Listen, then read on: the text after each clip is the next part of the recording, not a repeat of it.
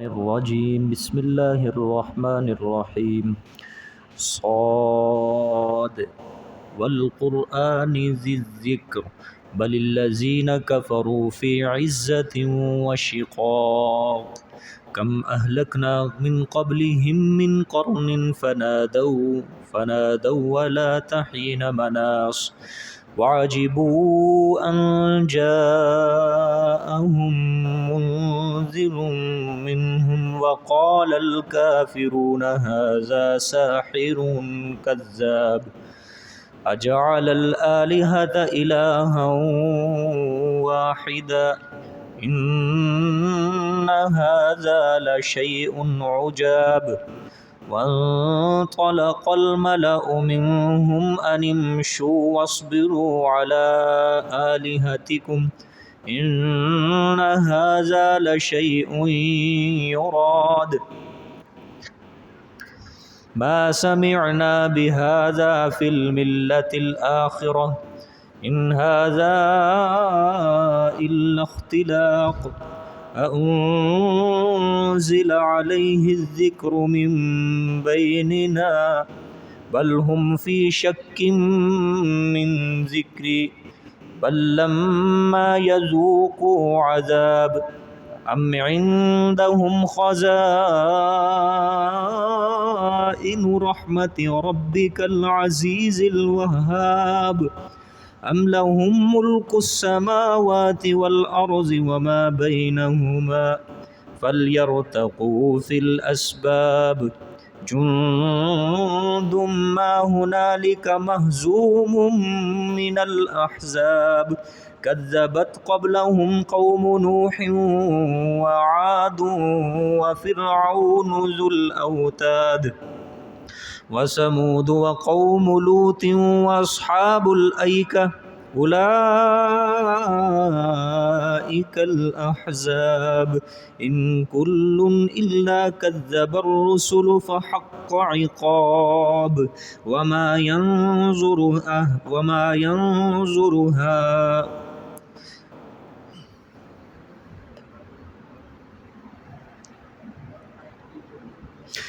إن كل إلا كذب الرسل فحق عقاب وما ينظر هؤلاء إلا صيحة واحدة ما لها من فواق وقالوا ربنا عجل لنا قطنا قبل يوم الحساب صدق الله العظيم.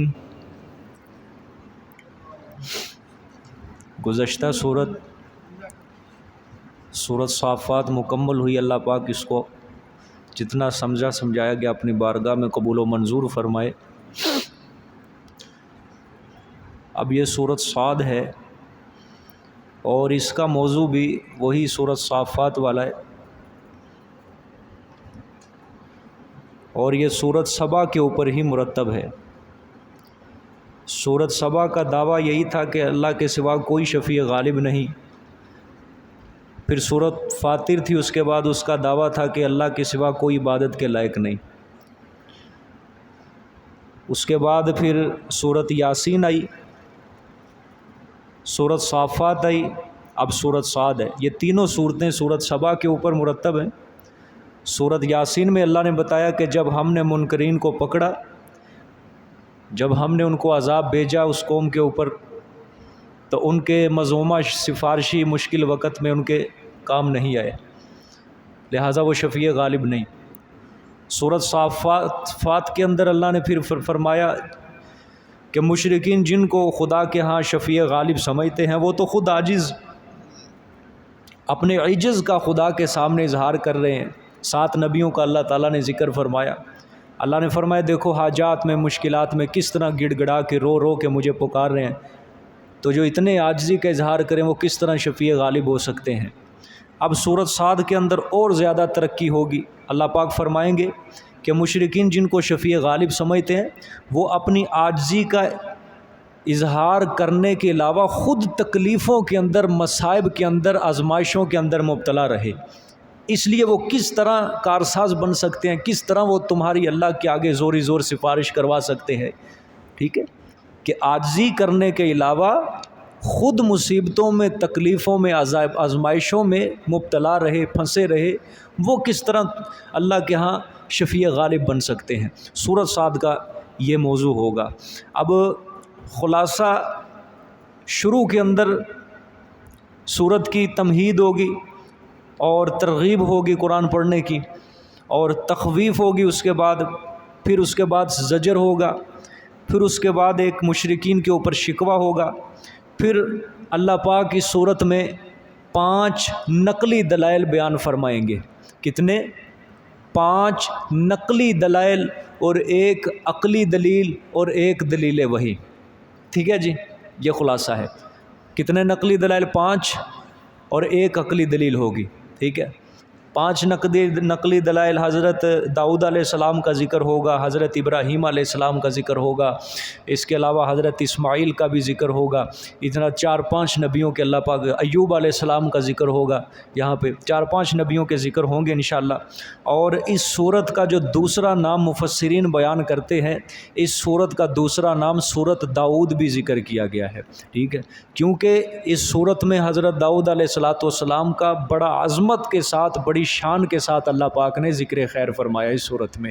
ٹھیک ہے، اور نیز بڑا اہم حصہ ہے اور بڑی پیچیدہ سی صورت ہے یہ۔ دیکھیں جی، مکی صورت ہے یہ۔ بسم اللہ الرحمن الرحیم۔ صاد، اس کی مراد کو صرف اللہ جانتے ہیں۔ والقرآن ذی ذکر، اور قسم ہے، واو قسمیہ ہے، یہ واو کا ترجمہ اور نہیں کیا جائے گا، یہ قسمیہ کا معنی۔ قسم ہے قرآن سمجھانے والے کی، ذی ذکر، قسم ہے قرآن سمجھانے والے کی، یا دوسرا ترجمہ قسم ہے قرآن کی جو کہ سراسر نصیحت ہے۔ ٹھیک ہے، ذی ذکر، قسم ہے قرآن کی، ذی ذکر جو کہ نصیحت والا، سراسر نصیحت ہے۔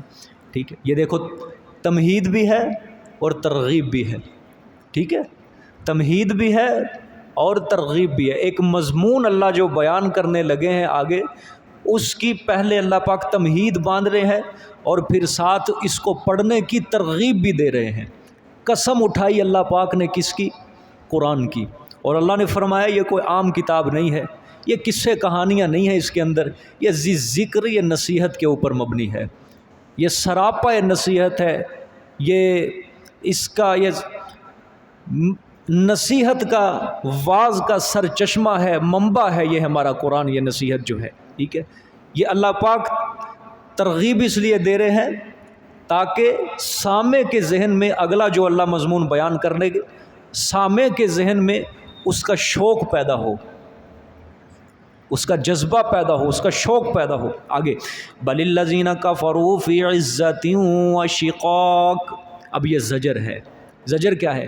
بلکہ وہ لوگ جنہوں نے کفر کیا، فی عزت، تعصب میں ہے، بیچ تعصب کے ہیں، وشقاق، اور مخالفت میں ہے۔ ٹھیک، تعصب اور مخالفت کے اندر ہے وہ کون لوگ؟ جنہوں نے شرک کیا، جنہوں نے کفر کیا۔ ٹھیک ہے، اب دیکھیں والقرآن، اللہ نے فرمایا قسم ہے قرآن کی۔ ٹھیک ہے، اب کس بارے میں، کس چیز کے اوپر اللہ قسم اٹھا رہے ہیں یہاں پہ نہیں اللہ نے بیان کیا۔ مفسرین فرماتے ہیں اس قسم کا جو جواب ہے وہ محذوف ہے، مطلب ما باقیہ موضع شبہات، یعنی یہ قرآن جو ہے اس کے مضامین جو ہیں، اس کے اندر جو ہم نے اپنی توحید کے اوپر دلائل دیے ہیں، یہ قرآن اس بات کے اوپر گواہی دے رہا ہے کہ مسئلہ توحید کے اندر کسی قسم کا شک و شبہ نہیں ہے۔ مسئلہ توحید کے اندر کسی قسم کا، اس میں ایسے ایسے خوبصورت اور دلائل پروئے گئے ہیں، جس طرح موتیوں کو ہار کے اندر پرویا جاتا ہے، ایسے خوبصورت عقلی نقلی دلائل دیے گئے ہیں، اور ایسی تخویفات اور بشارتیں ہیں۔ ایسا مضمون کا حامل یہ قرآن جو ہے ہمارا، یہ قرآن اس بات کی گواہی دے رہا ہے کہ مسئلہ توحید کے اندر کسی قسم کا شک و شبہ نہیں ہے۔ ہاں، یہ جو کفار نہیں مان رہے، کفار کے نہ ماننے کی وجہ یہ نہیں کہ مسئلہ توحید کے اندر شک ہے، کفار مسئلہ توحید کو نہیں مان رہے، اب یہ مطلب نہیں ہے کہ مسئلہ توحید میں شک ہے، نہ، بل الذین کفروا فی عزت و شقاق، بلکہ وہ کس کے اندر ہے؟ ضد کے اندر ہے اور مخالفت کر رہے ہیں، وگرنہ اتنے خوبصورت دلائل کے ہوتے ہوئے انکار کی وجہ ہے ہی نہیں کوئی، ضد کرنے کی وجہ ہے ہی نہیں کوئی ہے۔ اور یہ منکر ایسے بے ایمان ہیں، یہ کفر کرنے والے کیا ہیں؟ یہ ضد کے اندر ہیں، اناد کے اندر ہیں، مخالفت میں پڑے ہوئے ہیں، یہ مسئلہ توحید کو سمجھنا ہی نہیں چاہتے۔ سمجھ آ گئی؟ ہاں، بل الذین کفروا فی عزت و شقاق، بلکہ وہ لوگ جنہوں نے کفر کیا، فی عزت بیچ تعصب کے ہیں، و شقاق اور مخالفت کے ہیں۔ آپ کسی کو سمجھاؤ نا، کوئی مسئلہ سمجھاؤ، حق والا مسئلہ، اس کے پاس جب دلائل ختم ہو جائیں آگے سے کیا جواب دیتا ہے؟ جب میں مانتا ہی نہیں، یہی جواب ہوتا ہے نا۔ جب اس دلائل تو ہوں گے نا، ظاہری بات ہے مخالف جو ہوگا، حق کی مخالفت کرنے والا، اس کے پاس کوئی دلائل نہیں ہوں گے، صرف شٹلیات چھوڑے گا وہ، اور جب اس کی وہ بھی ختم ہو جائیں، بک بک ختم ہو جائے، اخیر میں کیا کہتا ہے؟ میں نہیں مانتا، جا۔ ٹھیک ہے، وہی چیز ہے، بل الذین کفروا فی عزت و شقاق، ان کے پاس دلائل ہی نہیں تھے۔ دلیل کیا تھی؟ آباء و اجداد تھی بس، ٹھیک ہے، اور مخالفت کرتے تھے۔ آپ صلی اللہ علیہ وسلم دلائل دے رہے ہیں، عقلی دلائل دیے جا رہے ہیں، نقلی دلائل، ماضی کے قوموں کا قصہ سنایا جا رہا ہے، لیکن بالکل ان کے دل ٹس سے مس نہیں ہوتے تھے، مخالفت کرتے تھے، ضد کرتے تھے۔ اس کے باوجود آپ صلی اللہ علیہ وسلم سے مخالفت، اسلام کے خلاف تدبیریں، صحابہ کے خلاف تدبیریں، آپ صلی اللہ علیہ وسلم کو قتل کرنے کی سازش، یہ کیا ہے؟ ساری ضد و عناد ہے، سمجھنا ہی نہیں چاہتے تھے، وہ سمجھنا ہی نہیں چاہتے تھے۔ ٹھیک ہے، کم اہلکنا من قبلہم من قرن فنادوا ولا حین مناص، اب یہ تخویف دنیاوی ہے۔ دیکھیں جی، اللہ فرما رہے ہیں اور اس لیے وہ نہیں مانتے، ہاں کتنی برباد کر ڈالی، کتنی ہلاک کر ڈالی ہم نے ان سے پہلے۔ پیچھے ہے نا تعصب میں، مخالفت میں، اللہ فرما رہے ہیں چلو ٹھیک ہے، یہ تعصب کر رہے ہیں، مخالفت کر رہے ہیں نا حق کی، اس کا وبال انہی کے اوپر پڑے گا۔ ٹھیک ہے، کس طرح؟ کم اہلکنا من قبلہم، کتنی ہلاک کر ڈالی ہم نے ان سے پہلے، من قرن، بستیوں سے، جماعتوں سے، کتنی بستیاں ہلاک کر، فنادوا ولا حین مناص، پس فریادیں کی انہوں نے، فنادوا، جب عذاب آیا اللہ کا کیا کی انہوں نے؟ فریادیں کی، ولا حین مناص، اور نہیں رہا وہ وقت بھاگنے کا، بوقت ہلاکت، بوقت عذاب، وہ وقت پھر بھاگنے کا نہیں تھا۔ اللہ فرما رہے ہیں کافروں کو اپنی سرکشی کے اندر اس دھوکے میں مبتلا نہیں رہنا چاہیے کہ یہ دن رات جو اسلام کی، دین کی مخالفت کر رہے ہیں، اپنی سرکشی کے اندر ان کو یہ بات دھوکے میں مبتلا نہ کر دے، یہ بچ جائیں گے ہمارے عذاب سے، ہمارے مصیبتوں سے جو ہم ان کے اوپر بھیجیں گے اس سے بچ جائیں گے۔ اللہ نے فرمایا ہم تو ان سے پہلے بہت سی قوموں کو ہلاک کر چکے ہیں، اور یہ مشرکین جو ہیں یہ اس کا 10واں حصہ بھی نہیں ہے۔ سمجھ آئیے؟ وہ قوت کے اندر، وہ مال کے اندر، وہ تجارت کے اندر، طاقت کے اندر ان مشرکین مکہ سے کئی گنا بڑھ کے تھے، یہ ان کا 10واں حصہ بھی نہیں ہے۔ اللہ نے فرمایا جب ان نے ان کو ماضی کی قوموں کے اوپر ہم نے عذاب بھیجا، ہم نے مصیبت بھیجی، فنادوا، اونچی اونچی فریادیں کرنے لگے، پکارنے لگے کہ کاش ہمیں کوئی آ کے عذاب سے بچا لے۔ اللہ نے فرمایا ولا حین مناص، اور وہ وقت ان کو چھڑانے کا نہیں تھا، بھاگنے کا نہیں تھا، نہ وہ ہمارے عذاب سے بھاگ سکے، بچ سکے، نہ ان کو ہمارے عذاب سے کوئی چھڑا سکا۔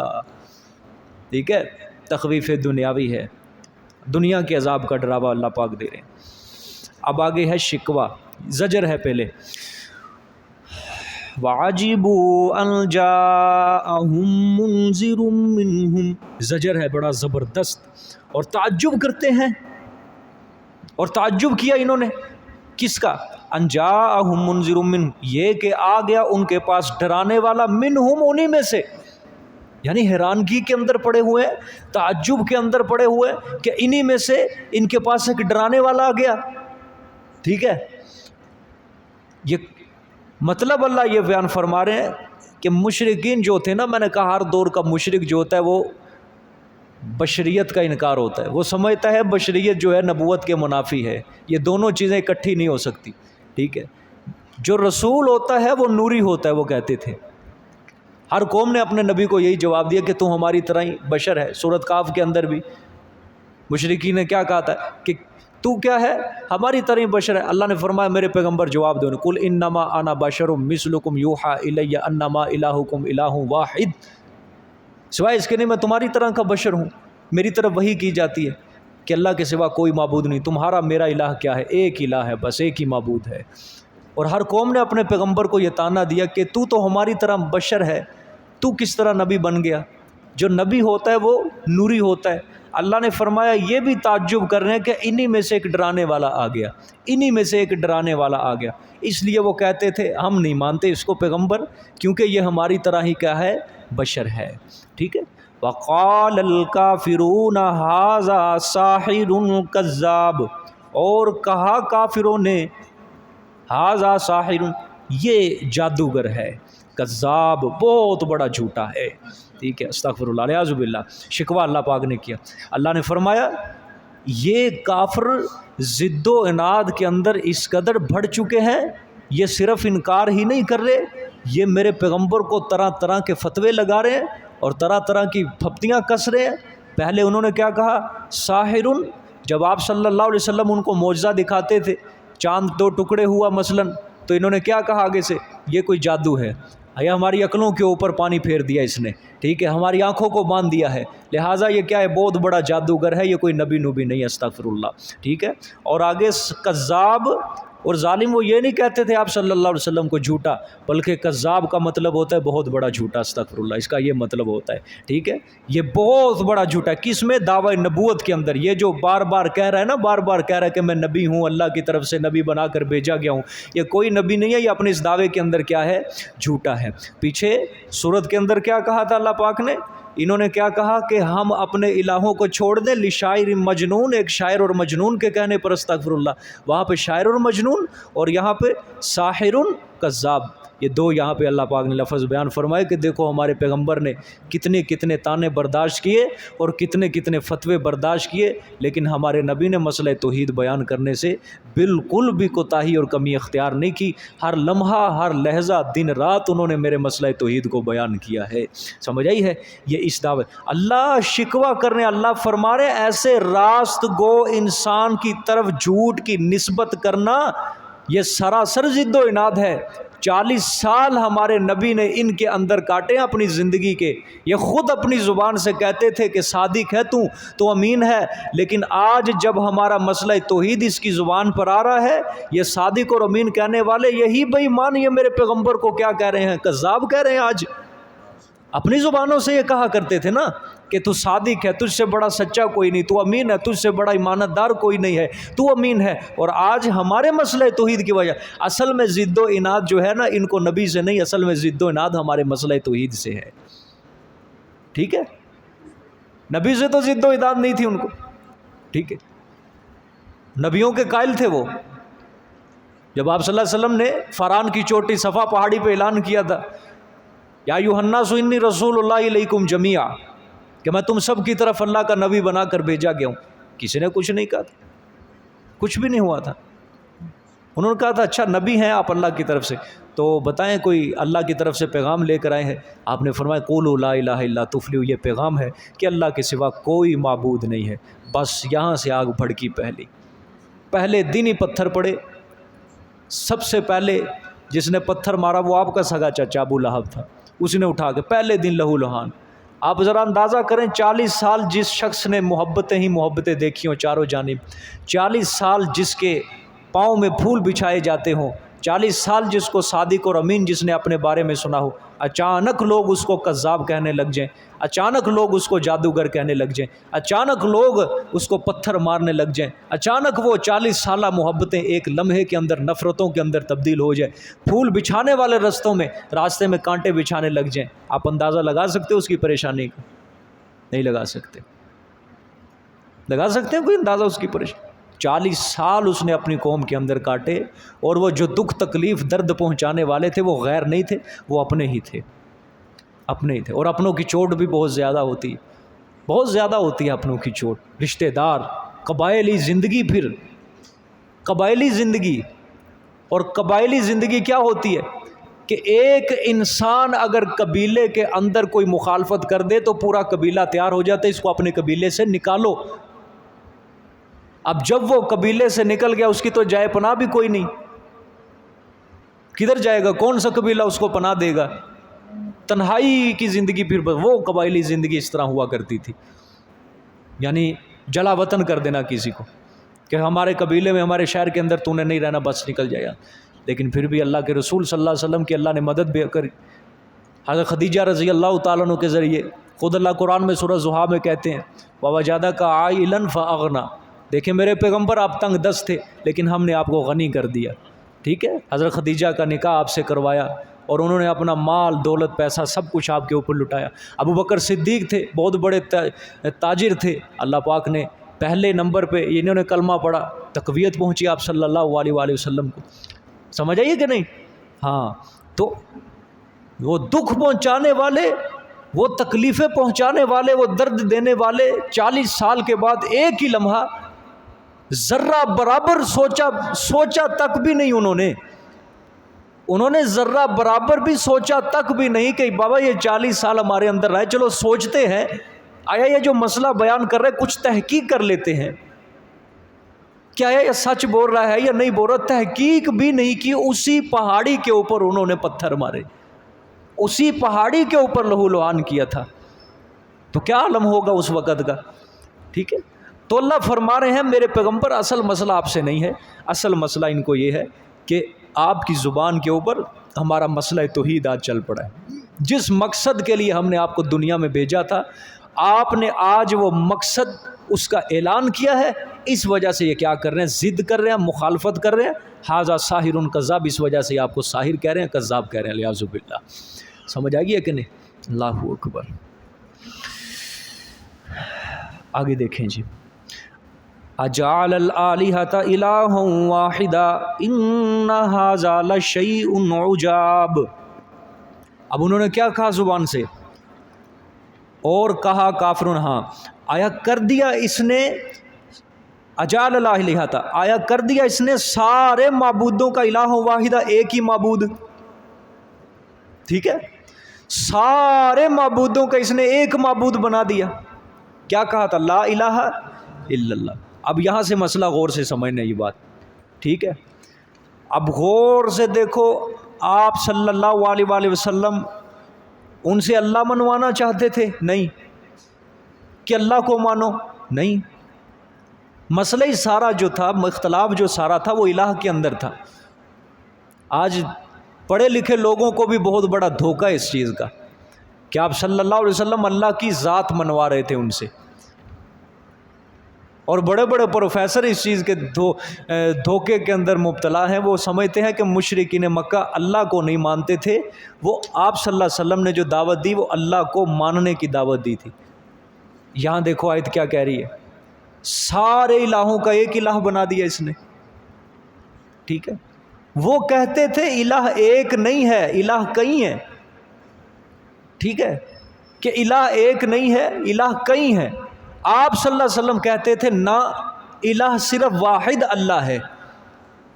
اختلاف اس چیز کے اندر تھا. بات سمجھ میں آ رہی ہے؟ اختلاف کس چیز کے اندر تھا؟ الہ کے اندر، کہ عبادتوں کے لائق صرف کس کی ذات ہے؟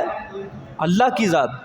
وہ کہتے تھے نہیں، اللہ بھی عبادت کے لائق ہے. یہ جو ہم نے 360 لات منات عزا حبل اساف نائلہ سجا کے رکھے ہوئے ہیں یہ بھی عبادت کے لائق ہیں. جس طرح اللہ کو پکار سکتے ہیں یہ بھی ہماری غائبانہ پکار کو سنتے ہیں. جس طرح اللہ پاک اولاد دیتے ہیں یہ بھی اولاد دیتے ہیں. جس طرح اللہ مصیبتیں دور کرتے ہیں یہ بھی مصیبتیں دور کرتے ہیں. یہ نہ کہو کہ ہمارے معبود کچھ بھی نہیں کر سکتے، یہ بس ختم ہے، یہ کچھ کر ہی نہیں سکتے، یہ عاجز ہے. ٹھیک ہے، اور سارے کام کرنے والا ہی اللہ ہے. وہ کہتے تھے ہم یہ مسئلہ سمجھنے کے لیے، یہ مسئلہ ماننے کے لیے ہم نہیں تیار. یعنی اصل اختلاف کیا تھا، نزاع کیا تھا؟ کہ الہ کے اندر تھا. وہ ایک الہ ماننے کے لیے وہ تیار نہیں تھے. اجعل الآلہۃ الہ واحدہ، آیا بنا دیا، کر دیا اس نے سارے معبودوں کا ایک ہی معبود۔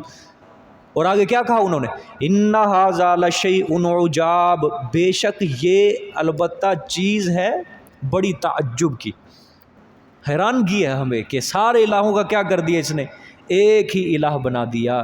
ٹھیک ہے، یہ ابو جہل، عتبہ، شیبہ، ولید، نضر بن حارث، یہ جتنے بھی مکے کے بڑے بڑے چودھری تھے، صنادید قریش، رؤسائے مشرکین جو بڑے بڑے تھے، یہ سارے آئے، ایک وفد آیا پورا مکہ کے اندر رہتے ہوئے ابو طالب کے پاس، کیونکہ ابو طالب جو تھے انہوں نے آپ صلی اللہ علیہ وآلہ وسلم کی پرورش کی ہے، اور جب آپ صلی اللہ علیہ وسلم نے اسلام کی دعوت دی ہے، انہوں نے آپ صلی اللہ علیہ وسلم کا کافی ساتھ دیا لیکن اسلام نہیں لائے، ساتھ بہت دیا ہے۔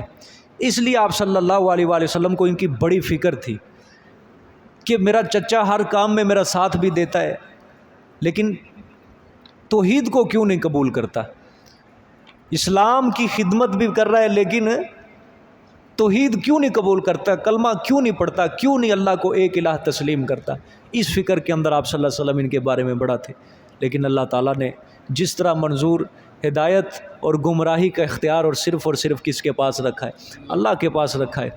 تو یہ وفد آیا ایک پورا رؤسائے مشرکین کا ابو طالب کے پاس، انہوں نے آ کے کہا کہ بابا اپنے بھتیجے کو سمجھا، ہمارے معبودوں کی یہ بڑی توہین کرتا ہے، یہ توہین سے باز آ جائے، ہمارے معبودوں کے بارے میں اس کو کہہ دو یہ نہ کہا کرے یہ کچھ کر نہیں سکتے، ہمیں بڑی تکلیف ہوتی ہے جب یہ کہتا ہے کہ تمہارے معبود کچھ کر نہیں سکتے، اس کو سمجھاؤ یہ ہمارے معبودوں کے بارے میں کچھ نہ کہے، ہم اس کو کچھ نہیں کہیں گے، ہم اس سے بری، یہ ہم سے بری، بس یہ اپنا کام کرے اور مسائل بیان کرے، ہم اپنا کام کرتے ہیں، لیکن اس کو سمجھاؤ کہ ہمارے معبودوں کو نہیں اس نے چھیڑنا، ہمارے پیر جو بزرگ جہاں ہیں بس اس کو رہنے دو، ان کی طرف اشارہ بھی نہیں کرنا، ان کی بات تک نہیں کرنی۔ بس ابو طالب نے بلایا حضور صلی اللہ علیہ وآلہ وسلم کو، اور آپ صلی اللہ علیہ وسلم کو کہا کہ یہ ایک بات ماننے کا مطالبہ کر رہے ہیں۔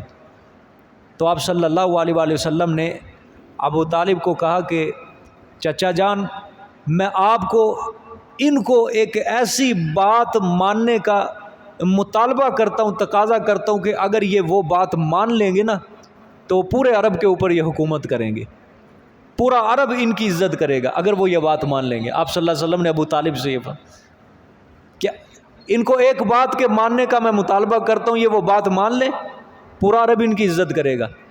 ابو طالب نے کہا ابو جہل سے، یہی بڑا سرغنہ تھا، تو ابو طالب نے کہا کہ میرا بھتیجا یہ کہہ رہا ہے کہ اگر تم ایک بات مان لو گے نا، ایسی بات، تم وہ بات اگر مان لو گے تو سارا عرب تمہاری عزت کرے گا۔ ابو جہل نے کہا ایک کیا 10 باتیں ماننے کے لیے تیار ہیں ہم ایسی، یعنی پورا عرب اگر عزت کرے گا، ایک کیا ایسی 10 باتیں ہم ماننے کے لیے تیار ہیں، بتائے، مطالبہ رکھے ہمارے سامنے۔ آپ صلی اللہ علیہ وسلم نے فرمایا بس ایک بات مان لو، لا الہ الا اللہ، سمجھے یہ ایک بات مان لو، لا الہ الا اللہ، کہ اللہ کے سوا کوئی معبود نہیں ہے۔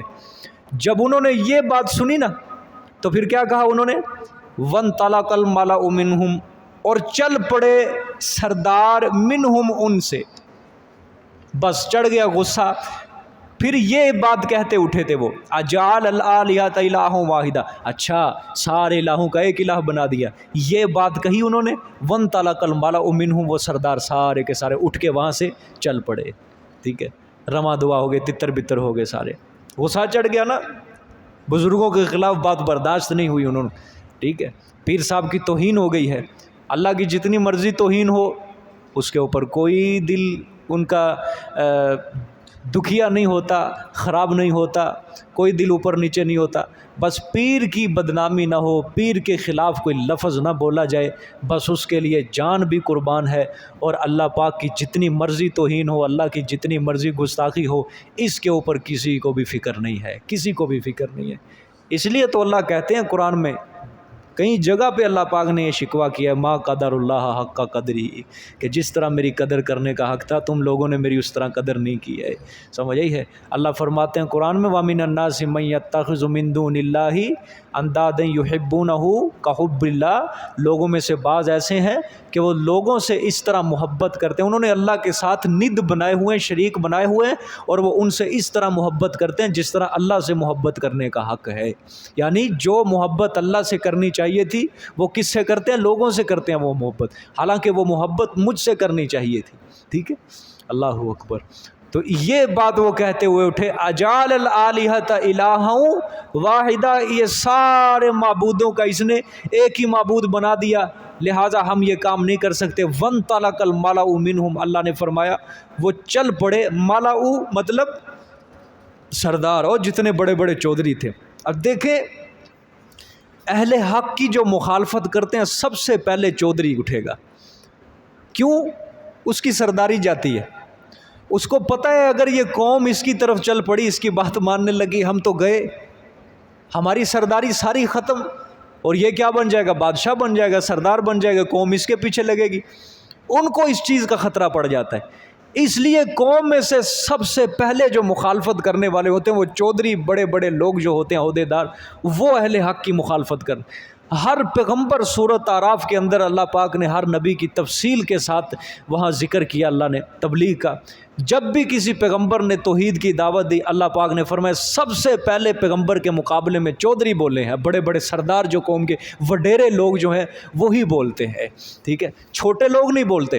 ٹھیک ہے، اللہ اکبر. دیکھیں جی اب وانطلق الملأ منہم، اور چلے سردار ان سے، کہنے لگے انمشو، چلے سا، ہاں یہ کہ چلو تم، یہ انمشو سے پہلے کہ کہنے لگے یہ کہ چلو تم یہاں سے اٹھو، ہمارا کام نہیں ہے یہاں پہ. وَاصْبِرُوا عَلَىٰ آلِهَتِكُمْ، اور جمے رہو اوپر اپنے معبودوں کے. صبر کا مطلب وَاصْبِرُوا، جمے رہو. صبر کا مطلب کیا ہوتا ہے؟ جمنا، یعنی اپنے معبودوں کی عبادت کے اوپر جمے رہو، اس کو چھوڑنا نہیں ہے ہم نے. ٹھیک ہے، ان کو ہم نے نہیں چھوڑنا، ان کے اوپر جمے رہو بس. ان ھذا لشیء یراد، بے شک یہ، ھذا یہ کیا، یہ اس بات میں، یہ جو بات کہہ رہے ہیں نا اجعل الآلہۃ الہا واحدہ، یہ جو مسئلہ توحید بیان کر رہے ہیں اس بات میں لشیء یراد، البتہ چیز ہے، ارادہ کیا گیا ہے. ٹھیک ہے، البتہ بات ہے، ارادہ کی گئی، یعنی یہ ریاست کا طلبگار ہے. یہ جو مسئلہ توحید بیان کر رہا ہے یہ یوں نہیں کر رہا، یہ کوئی سرداری چاہتا ہے اپنا، کوئی نہ کوئی اس کے اندر اس کا ارادہ پایا جا رہا ہے. یہ ریاست کا طلبگار ہے، یہ اپنی سلطنت یہاں پہ قائم کرنا چاہتا ہے، اور کوئی بات نہیں ہے. ٹھیک ہے، یہ مخالف اللہ تعالیٰ نے مخالف کے جواب سنائے ہیں کہ جب تم نے توحید کا مسئلہ بیان کرنا ہے تمہیں یہ ایسے ایسے بیہودہ جواب آئیں گے. دلیل کوئی بھی نہیں ہے، دیکھ لو ہے کوئی دلیل؟ اللہ نے پیچھے فرمایا ضد ہے، اناد ہے. پھر کیا کہا انہوں نے؟ تو جادوگر ہے، تو کذاب ہے، اعوذ باللہ. پھر انہوں نے کیا کہا؟ اجعل الآلہۃ الہا واحدہ ان ھذا لشیء عجاب، یہ چیز بڑی البتہ ہے، سارے الہوں کا ایک الہ بنا دی بس. وانطلق الملأ منہم. اچھا یہ بات ذرا غور سے سمجھو. پنچایت کا اصول ہے کہ پنچایت کے جو اس کو چھوڑنا نہیں ہے، اصول ہے نا، جو چھوڑ کے چلا گیا پنچایت کو وہ کیا ہوگا؟ وہ جھوٹا ہے. یہ دیکھو وانطلق الملأ منہم، کوئی دلیل نہیں دی. آپ صلی اللہ علیہ وسلم نے فرمایا لا الہ الا اللہ کہہ دو تم کامیاب ہو، بس پورا عرب تمہاری عزت کرے گا. یہ بات ایسی چوبی، وانطلق الملأ، پنچایت چھوڑ دی انہوں نے. انمشو، دوسروں کو بھی کہا چلو چلو ادھر ہمارا کوئی کام نہیں ہے. ٹھیک ہے، واصبروا علی آلہتکم، اپنے معبودوں کی عبادت کے اوپر جمے رہو بس، ہم نے اس کی بات ماننی نہیں ہے. یہی سب سے بڑی انسان کی ہار ہوتی ہے. جب انسان جھوٹا ہو جائے، جھوٹے انسان کی سب سے بڑی علامت یہی ہے وہ دلیل ہی نہیں ہے. جب دلیل ہی نہیں ہے پھر وہ آپ سے لڑے گا، جھگڑے گا، پنچایت چھوڑے گا، آپ کو چھوڑ کے بھاگ جائے گا، جا کھلوتا رہے تھے میں جا رہے ہیں. آخر میں اس کی یہی بات ہوگی، یا زیادہ سے زیادہ وہ گالیاں بکنے لگ جائے گا. بس یہ اہل باطل کی نشانی ہے. ٹھیک ہے، آگے ان ھذا لشیء یراد، آگے ما سمعنا بھذا فی الملۃ الآخرہ، نہیں سنا ہم نے یہ بیچ مذہب پچھلوں کے، یعنی یہ جو مسئلہ توحید بیان کر رہے ہیں نا، ہم نے نہیں سنا کیا فی الملۃ الآخرہ، بیچ مذہب پچھلوں کے، پہلی ملتوں کے اندر تو ہم نے یہ مسئلہ نہیں سنا، یہ کہ نئی مسئلہ آیا ہے، ان ھذا الا اختلاق، ہاں الیاذ باللہ، نہیں ہے یہ مگر گھڑی ہوئی بات، ٹھیک ہے۔ ھذا ہے نا ما سمعنا بھذا، اس سے مراد مسئلہ توحید ہے، یہ مسئلہ۔ فی الملۃ الآخرہ سے مراد آباء و اجداد کی ملت میں، ہم نے یہ مسئلہ نہیں سنا، ہم تو اپنے آباء و اجداد کو اسی چیز کے اوپر پایا ہم نے، ٹھیک ہے۔ اور یہ جو بات ہے گھڑی ہوئی ہے، آپ آج کسی کو مسئلہ توحید سمجھاؤ وہ بھی یہی کہے گا، جدوں دا ہوش سنبھالے اسی تے یہی دیکھتے آ رہے ہیں، ہر جمعرات ڈھول بجتا ہے، سمجھ گئی، ہر جمعرات لنگر پکتا ہے، کھیر پکتی ہے، ہم نے تو جب سے ہوش سنبھالا ہے ہم تو یہ دربار دیکھ رہے ہیں، یہاں صبح و شام رونقیں ہیں، بہاریں ہیں اپنی، یہ جو تو بات سمجھا رہے ہمیں کہ یہ کچھ نہیں کر سکتے، یہ کچھ نہیں کر سکتے، ہمیں تو ملا ہی سب کچھ ان سے، یہ تو نئی بات ہے، ہم نے تو پہلے کبھی نہیں سنا ایسا مسئلہ، تو نیا ہی آ گیا، پھر وہ تمہیں کہے گا گستاخا وابیا، اپنی منہ بند رکھ، ہمارے بابے کی نظر اگر پڑ گئی نا تجھ پہ تو تیرا بیڑا غرق کر دے گا پکڑ کے۔ اور جس طرح حضرت ہود علیہ السلام کو کہا تھا نا، انہوں نے جب اپنی قوم کو سمجھایا حضرت ہود کو، یہی جو انہوں نے جملہ کہا کہ ہم کچھ نہیں کہہ سکتے، بس یہی کہہ سکتے ہیں کہ ہمارے معبودوں کی پھٹکار پڑ گئی ہے تجھے اوپر، پٹ پڑ گئی ہمارے معبودوں کی تیرے اوپر۔ یہ قرآن نے جملہ نقل کیا حضرت ہود کو، یہ قوم نے کہا تھا کہ تو یہ جو باتیں کر رہا ہے نا بہکی بہکی کہ اللہ کے سوا کوئی کچھ نہیں کر سکتا، اللہ کے سوا کوئی کچھ نہیں کر سکتا، یہ ہمارے معبودوں کی پٹ پڑ گئی ہے تیرے اوپر۔ اور وہ جملہ کوئی پرانا نہیں ہے، یہ آج بھی وہ جملہ کہا جاتا ہے کہ ہمارے بزرگ کے تیرے اوپر نظر کرم ہی نہیں ہے، تو ہے ہی گستاخ، اور گستاخ کے دل میں ہمارا بابا نہیں جاتا، جو اسے عشق کرے گا محبت کرے گا اسی کے دل میں ہمارے بزرگ پیدا ہوتے ہیں، ہم اسی کے دل میں ہمارے بزرگ کی محبت پیدا ہوتی ہے۔ وہی باتیں ہیں پرانی۔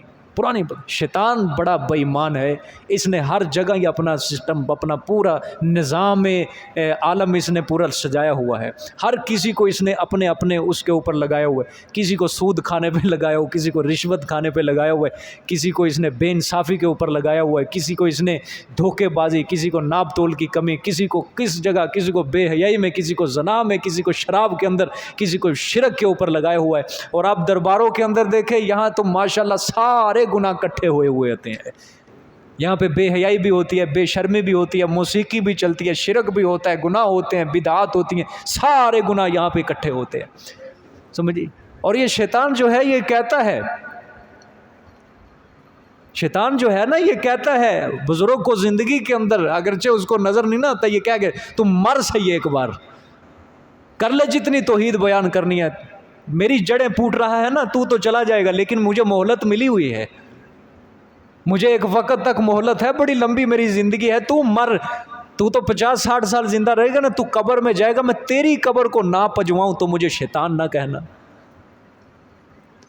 حضرت ابراہیم علیہ السلام نے سب سے، میں کہتا ہوں کیسی توحید بیان کی انہوں نے کوئی شرک کا ذرہ برابر بھی نہیں چھوڑا، سارے سوراخ انہوں نے بند کیا اپنی تبلیغ کے ذریعے، پوری ایک حکومت سے ٹکر لی، لیکن شیطان نے اس کو بھی پجوایا۔ مشرکین مکہ جب آپ صلی اللہ علیہ وسلم نے فتح مکہ 8 ہجری کو بت توڑے تھے 360، انہوں نے شکلیں بنائی ہوئی تھیں حضرت ابراہیم کی، بت بنائے ہوئے تھے کعبہ کی چھت کے اوپر، انہوں نے حضرت اسماعیل اور حضرت ابراہیم علیہ السلام، ان دونوں باپ بیٹے کے بت انہوں نے، حالانکہ خانہ کعبہ بنانے والے بھی وہ اور سب سے زیادہ توحید بیان کرنے والے بھی وہ حضرت ابراہیم علیہ السلام، اور انہی کو پوجا گیا ہے۔ آپ صلی اللہ علیہ وسلم نے نہیں فرمایا یہودیوں عیسائیوں کے اوپر اللہ لعنت کرے، انہوں نے اپنے نبیوں کی قبروں کو مساجد بنا لیا، سجدہ گاہ بنا لی۔ شیخ عبد القادر جیلانی رحمۃ اللہ علیہ، اللہ کے بہت بڑے ولی، بہت بڑے بزرگ ہوئے، حدیث پڑھایا کرتے تھے، قرآن کا درس دیا کرتے تھے، اور دیکھ لو آج ان کے متعلق کتنی جھوٹی کرامتیں منسوب کی جاتی ہیں، کتنی جھوٹی، ایک پوری موٹی کتاب ہے ان کی کرامتوں کے بارے میں جو جھوٹی منسوب کی گئی ہے اور پورا خدا بنایا گیا ہے۔ بلکہ ایک مولوی صاحب کا میں بیان سن رہا، مولوی بھی کیا، اس نے بیان میں کہہ رہا تھا کہ شیخ عبد القادر جیلانی کے بارے میں ایسی ایسی تمہیں باتیں بتاؤں کہ تم حیران ہو جاؤ گے. کہتا مجھے شریعت کا ڈر نہ ہوتا میں تمہارے سامنے اس کی کرامتیں بیان کرتا. کہتے تم شریعت لے کے بیٹھے ہو، شریعت لے کے بیٹھے ہو. اس نے پھر کہا کہ شیخ عبد القادر جیلانی فرمایا کرتے تھے کہ میں پوری کائنات کو ایسے دیکھ سکتا ہوں جس طرح ہتھیلی کے اوپر کسی ذرے کو دیکھتا ہوں. ٹھیک ہے. پھر آگے وہ حاشیہ چڑھاتا ہے، حاشیہ ایسے انگلیوں پہ گنواتا ہے کہ شیخ عبد القادر جیلانی جو تھے یہ حضرت علی المرتضیٰ رضی اللہ تعالیٰ عنہ کے 11ویں پتر سی. پھر حاشیہ دیتا ہے پتر دا اے حال ہے تے پیو دا کی حال ہوئے گا. حضرت علی رضی اللہ تعالیٰ عنہ کی طرف. اس طرح لوگوں کو دھوکا، کوئی قرآن نہیں، کوئی حدیث نہیں، کوئی بات ہے ہی نہیں ہے، بکواسات ہیں بس ساری کی ساری ہے، جھوٹی کرامتیں منسوب کی گئی ہے.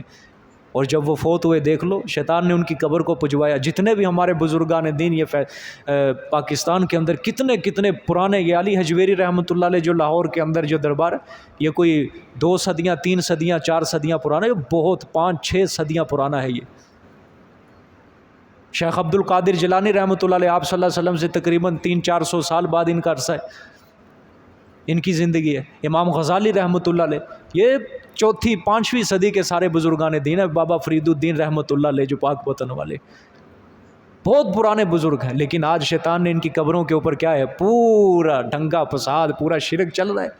دروازہ کھول دیا ہے اس نے. اور ادھر ہر دربار کی خاصیت بھی اس نے بتائی ہوئی ہے، ہر دربار کی خاصیت بتائی ہوئی ہے. فلانے دربار پہ رزق زیادہ ہوتا ہے، فلانے دربار پہ انسان گزر جائے جنت میں جاتا ہے، فلانا دربار جو ہے کھوٹی قسمتیں کھری ہوتی ہے، فلانے دربار سے اولاد ملتی ہے. پورے جس طرح طواف میں 7 چکر ہوتے ہیں اس نے 7 پورے اسی طرح بنائے ہوئے ہیں اس طرح پر. اور وہ شیطان کی روش کے اوپر لوگ چل رہے ہیں.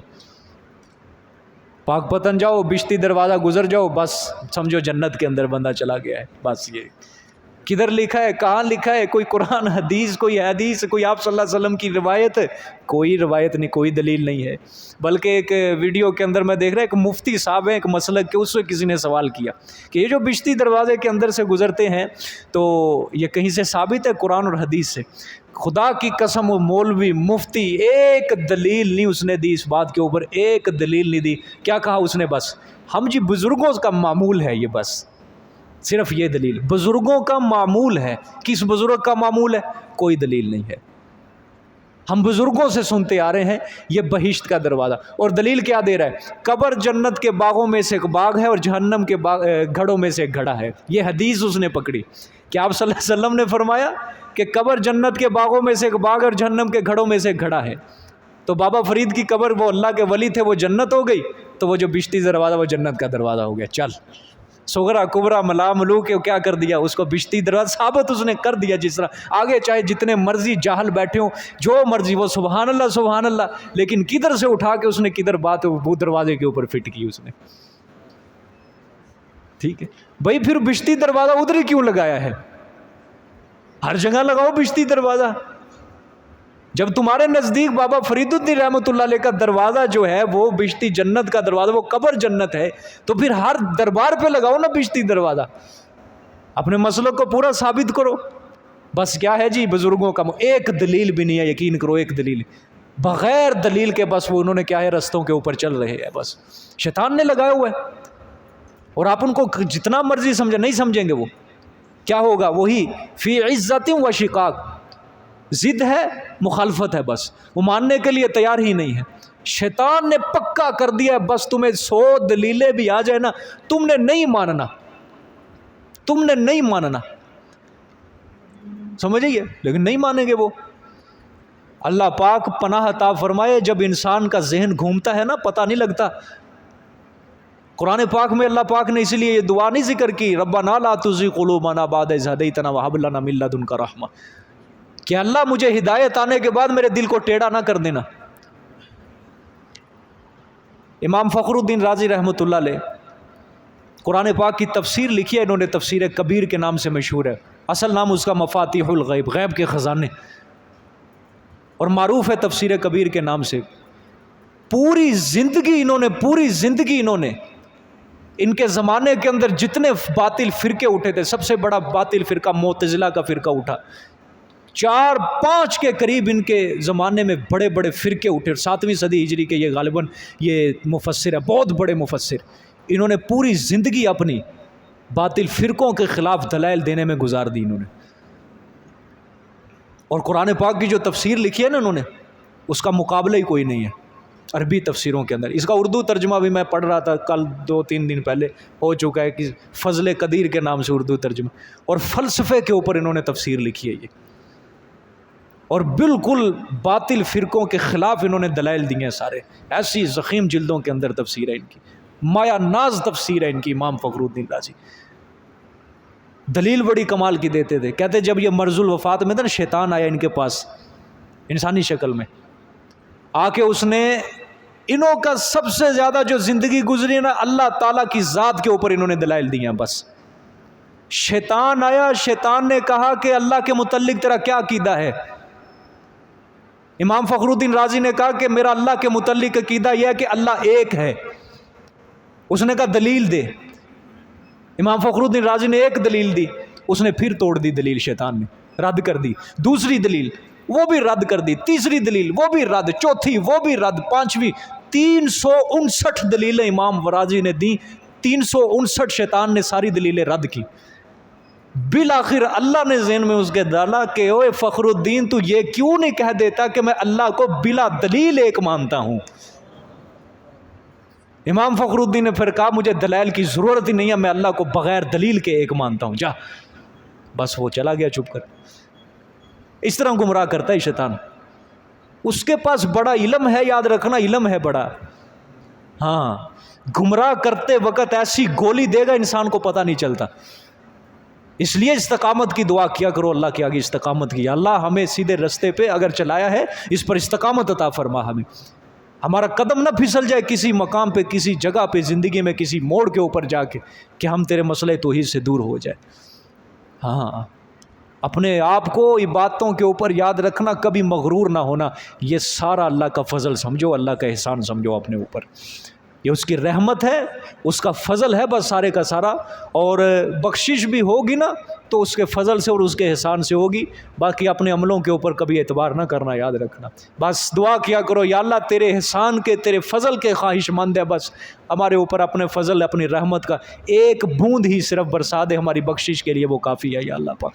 دیکھیں جی آگے. اب ما سمعنا بہذا فی الملۃ الاخرہ، نہیں سنا ہم نے یہ مسئلہ بیچ پہلی ملتوں کے. ان ھذا الا اختلاق، نہیں ہے یہ مگر من گھڑت بات. انزل علیہ الذکر من بیننا بل ہم فی شک من ذکری، اللہ نے فرمایا آیا اتارا گیا ہے اس پر نصیحت نامہ درمیان ہم سے.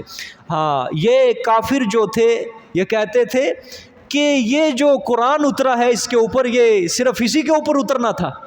انزل آیا اتارا گیا ہے علیہ اوپر اس کے ذکر نصیحت نامہ من بیننا ہمارے درمیان، کہ یہ جو قرآن اترنا تھا، نصیحت جو نبوت ملی اسی کو ملنی تھی، ہمیں کیوں نہیں ملی. وہ کہتے تھے کہ یہ غریب ہے، اس کو کوئی پوچھتا نہیں ہے، ہم ہیں اشراف، دولت مند، ہم بڑے لوگ ہیں، لوگ ہمیں جھک کر سلام کرتے، ہمیں کیوں نہیں نبوت ملی، ہمارے اوپر کیوں نہیں نصیحت، اس غریب کے اوپر اترنا تھا. اور سورۃ زخرف آئے گی آگے، اس کے اندر بھی اللہ نے مشرکین کا یہ قول نکل کیا ہے. انہوں نے کہا لولا نزل ھذا القرآن علی رجل من القریتین عظیم، کہ یہ جو نصیحت نامہ ہے، یہ قرآن ہے جو 2 بستیوں میں سے کسی سردار کے اوپر کیوں نہیں اترا. یہ 2 بستیوں سے مراد مکہ اور طائف، یعنی ان 2 بستیوں میں سے کسی سردار کے اوپر یہ قرآن کی، اس غریب کے اوپر قرآن کیوں اتر گیا، حالانکہ ہم نبوت کے زیادہ حقدار تھے، ہمارے اوپر کو، ہم دولت مند ہیں. ٹھیک ہے. اب اللہ پاک نے کیا فرمایا گیا، بل ہم فی شک من ذکری، اللہ فرما رہے ہیں یہ پیچھے جتنی بھی باتیں انہوں نے بیان کی ہے نا، کہ وقال الکافرون ھذا ساحر کذاب اجعل الآلہۃ الہا واحدا ان ھذا لشیء عجاب ان ھذا لشیء یراد، کہ یہ ارادہ کرتا ہے ریاست کا، یہ بڑی عجیب چیز ہے اور یہ ساحر ہے. اللہ نے فرمایا بات ہے ہی نہیں اصل، بلکہ وہ شک میں ہے میری ذکر سے، میری یاد سے، میرے ذکر سے، وہ شک کے اندر، ضد کے اندر، اناد کے اندر پڑے ہوئے، یہ سمجھنے نہیں چاہتے، ماننا ہی نہیں چاہتے ہمارے مسئلے کو. ہمیں یاد ہی نہیں کرنا چاہتے. بل لما یذوقوا عذاب، سبحان اللہ، اللہ فرما رہے ہیں بلکہ ان کو ابھی تک جوتے نہیں پڑے، ان کے اوپر ڈنڈا نہیں برسا ابھی تک، اس لیے نہیں مانتے یہ. ٹھیک ہے، بل لما یذوقوا عذاب، بلکہ ابھی تک نہیں چکھا انہوں نے عذاب میرا، ابھی تک ان کے اوپر سٹ نہیں پڑی. ٹھیک ہے، عذاب نہیں نہ آیا میرا، اس لیے بڑے فخر سے ٹھاٹ باٹ سے کہہ رہے ہیں کہ یہ بڑی عجیب چیزیں ہیں، یہ ریاست کا طلبگار ہے، یہ بڑا کچھ ارادہ کرتا ہے، اس کا کوئی نہ کوئی مقصد ہے، کوئی نہ کوئی مفاد ہے. ہم نے تو پہلی ملتوں کے اندر نہیں سنا، ایسے بنی بنائی باتیں بیان کرتا رہتا ہے. اللہ نے فرمایا بل ہم فی شک من ذکری، میرے یاد سے میرے ذکر سے کیا ہے، یہ شک کے اندر، ضد کے اندر پڑے ہوئے. بل لما یذوقوا عذاب، بلکہ اصل وجہ یہ ہے انہوں نے ابھی تک میرا عذاب جو ہے نا وہ چکھا ہی نہیں ہے. ٹھیک ہے، اللہ ہوگا. آگے ام عندهم خزائن رحمت ربک العزیز الوہاب. ہاں، اللہ پاک فرما رہے ہیں یہ انزلہ ہے نا پیچھے گزرا ہے جو آیا، اس کے اوپر ہمارے درمیان نصیحت نامہ اترا، اب اس کا جواب ہے اسی کا. اللہ نے فرمایا میرے پیغمبر ان سے پوچھ ام عندهم خزائن رحمت ربک العزیز الوہاب، کیا ان کے ہاں خزانے ہیں رحمت تیرے پروردگار کے جو غالب ہے بخشنے والا ہے؟ کیا ان کے پاس تیرے رب کی رحمت کے خزانے ہیں، وہ رب جو غالب ہے، بخشنے والا ہے، عطا کرنے والا ہے؟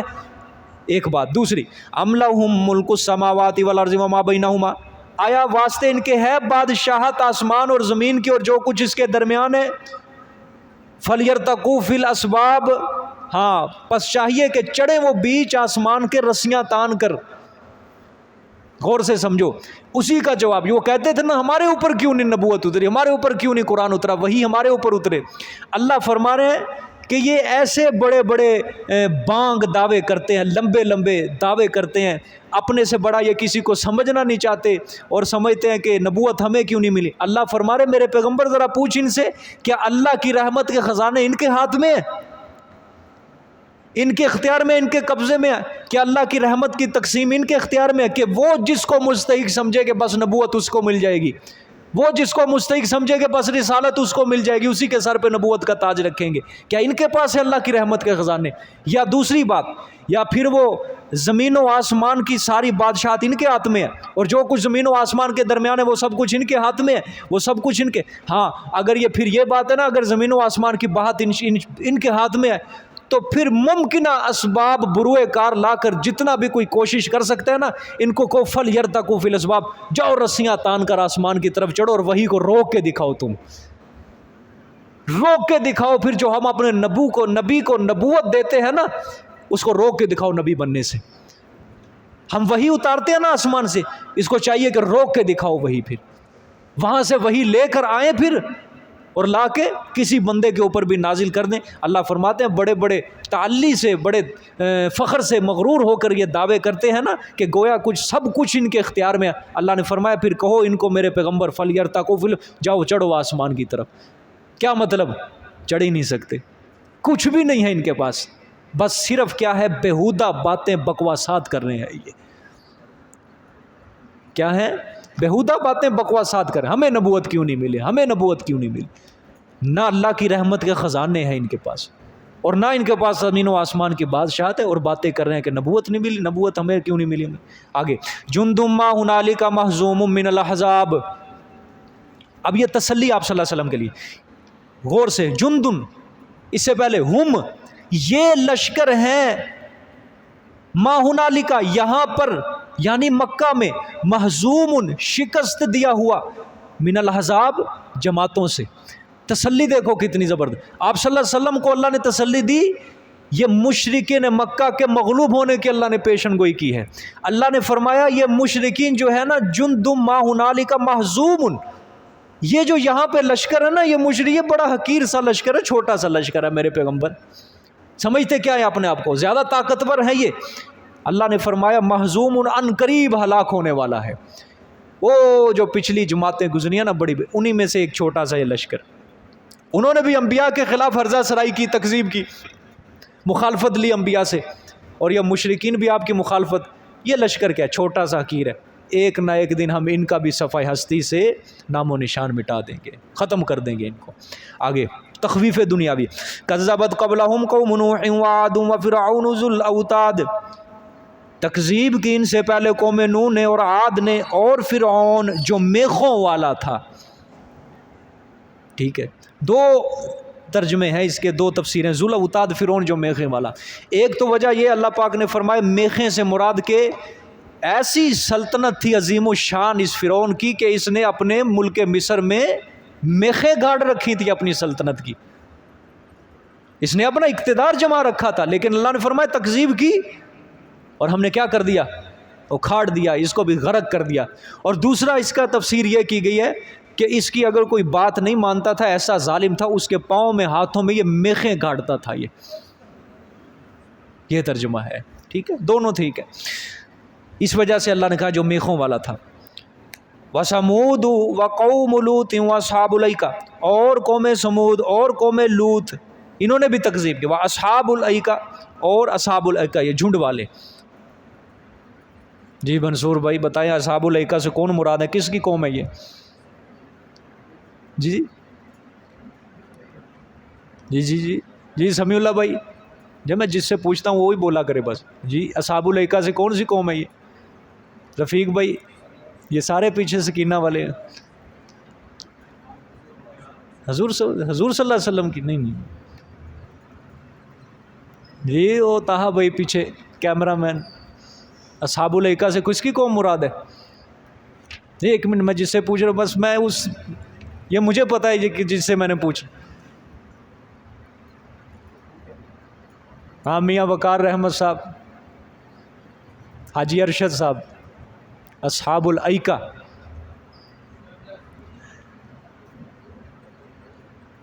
جی بھائی جی غور و فکر کرو، شاباش.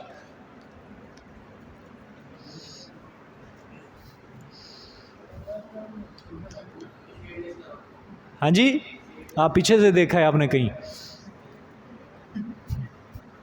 شعیب علیہ السلام کی اصحاب الایکہ جھنڈ والے. اصحاب مدین بھی اصحاب ایکہ بھی، یہ ساری ان کی قوموں کے نام اللہ پاک نے ذکر کیے ہیں. دیکھ لو اب آخر ہے. ابھی اس طرح کی موٹی موٹی باتیں ہیں یہ ساری، پھر بھی یاد نہ رہے، یہ آپ کی مرضی ہے.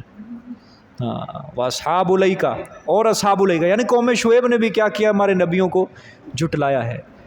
اسی طرح جس طرح یہ مشرکین جھٹلا رہے ہیں اسی طرح جھٹلایا تھا. اولئک الاحزاب، ہاں اللہ فرما رہے ہیں یہ فوجیں، یہ قومیں جو مذکور ہوئی پیچھے، قوم نوح، قوم عاد، فرعون، سمود، لوط، اصحاب الایکہ، اولئک الاحزاب، یہ جو مذکور ہوئی فوجیں جو میں نے ذکر کی ہیں، اللہ نے فرمایا ان کل، نہیں تھے یہ سارے کے سارے، الا کذب الرسل، مگر جھٹلایا انہوں نے رسولوں کو. فحق عقاب، تو ثابت ہو گیا عذاب میرا ان کے اوپر، نہیں چھوڑا ہم نے. اچھا یہ تو 1400 سال کے بعد ہمیں پتہ چلی ہے نا. وہ جو اصل مخاطب تھے مشرکین، جو مخالفت کر رہے تھے، ظاہری بات آپ صلی اللہ علیہ وسلم ان کو یہ آیتیں سناتے. اور جو پہلے مخاطب تھے مومنین مخلصین، اس طرح ایسی آیات سن کے ان کا کتنا دل ڈر جاتا ہوگا کہ پہلا مخاطب صحابہ کرام ہے. اور مشرکین بھی سنتے تھے، ان کو سنائی جاتی تھی. اللہ نے فرمایا اسی طرح جس طرح انہوں نے گستاخیاں کی نا ہمارے پیغمبروں کی تکذیب کی، تم بھی وہی کام کر رہے ہو، ان کی روش کے اوپر چل رہے ہو، تو پھر یاد رکھنا فحق کا عقاب، ثابت ہو گیا میرا عذاب ان کے اوپر. ہم نے نہیں چھوڑا، اپنے پیغمبروں کو غلبہ دیا. ہاں وما ينظر هؤلاء الا صيحة واحدة ما لها من فواق، تخویف اخروی، اور نہیں انتظار کرتے یہ لوگ مگر ایک ہی آواز کا، ما لها من فواق، نہیں ہے واسطے اس کے کوئی ڈھیل، کہ وہ جو قیامت ہوگی نا آئے گی، ایک آواز ہی ہوگی بڑی. حضرت اسرافیل علیہ السلام پھونکیں گے نا، دوسری مرتبہ سور پھونکیں گے، آواز ہوگی بڑی زبردست گرجدار.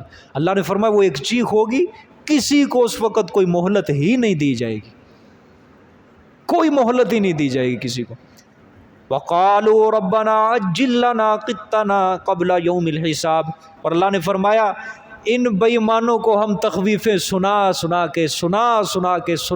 کے ان کو قرآن کا ہمارا بھر دیا ہم نے قرآن، لیکن ان کے دل ٹس سے مس نہیں ہوئے، کوئی خوف نہیں ہوا، الٹا عبرت تو حاصل کیا کرنی انہوں نے، الٹا گستاخیاں کر رہے ہیں، اور کیا کہہ رہے ہیں، اور کہتے ہیں اے ہمارے رب جلدی دے تو حصہ ہمارا پہلے دن حساب سے، قیامت سے پہلے ہمیں حصہ دے دے، جو ہے نا ہمارے حصے میں وہ دے دے۔ یعنی ہم حشر و نشر کے کون سا قائل ہیں، ہم کون سا قیامت کو مانتے ہیں، ہم کون سا دوبارہ زندگی کے قائل ہیں، تو جتنا ہمارا دنیا کے اندر بنتا تھا تو جلدی جلدی ہمیں ہمارا حصہ دے فٹافٹ، یہ زبان سے کہتے ہیں جملہ۔ اس کے اوپر انشاءاللہ کل بات ہوگی۔ جزاک اللہ آج کے لیے۔